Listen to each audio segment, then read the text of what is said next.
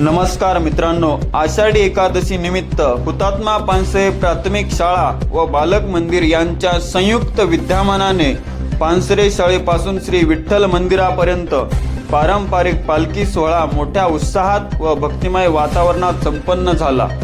विद्यार्थ्यांनी टाळ मृदंगाच्या गजरात विठ्ठल रुक्मिणीचा जयघोष करत वारकरी परंपरेचे दर्शन घडविले। विद्यार्थ्यांनी वारकरी व विठ्ठल रुक्मिणीचा वेशभूषेत सहभागी होत विठ्ठल विठ्ठल या नामघोषात सर्वांचे मन आकर्षित केले। यावेळी मुख्याध्यापक गंगाधर पालकरत्वार यांच्यासह शिक्षक व शिक्षकेतर सर्व कर्मचाऱ्यांनी आयोजनासाठी परिश्रम घेतले।